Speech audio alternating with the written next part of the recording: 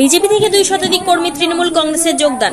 গাজল ব্লকের মাজরা অঞ্চলে রামচন্দ্র সাহা 2টি বুথ, এসএসকে বুথ 3টি বুথ থেকে 2 শতাধিক বিজেপি কর্মী তৃণমূল কংগ্রেসে যোগদান করেন। একটি অনুষ্ঠানের মধ্য দিয়ে এই যোগদান কর্মসূচি অনুষ্ঠিত হয়। উপস্থিত ছিলেন গাজল ব্লক তৃণমূল কংগ্রেসের সভাপতি দীনেশ টুডু, গাজল পঞ্চায়েত সমিতির সভাপতি মোজাম্মেল হোসেন, মালদা জেলা পরিষদের সদস্য সাগরিকা সরকার, মাজরা অঞ্চলের সভাপতি মিলন যোগী সহ পঞ্চায়েত সমিতির সমস্ত কর্মাধ্যক্ষ ও অঞ্চল নেতৃত্ব। উপস্থিত নেতৃত্ব তাদের হাতে দলীয় পতাকা তুলে দেন। বক্তব্য মিলন যোগী অঞ্চল তৃণমূল কংগ্রেসের সভাপতি ও যোগদানকারীদের।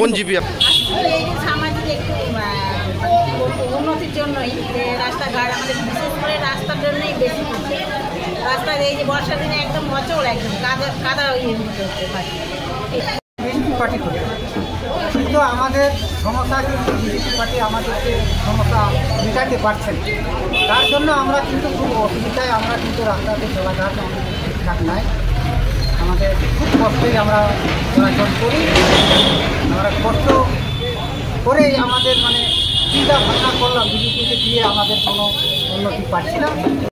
উপস্থিত হয়েছে এখানে মাজরা অঞ্চলের প্রায় 3টা বুথে প্রায় 6 লোক যারা বিজেপি করতেন আজকে তৃণমূল কংগ্রেসে অন্তর্ভুক্ত হলো এবং ওনাদেরকে আমরা সাদরে গ্রহণ করলাম।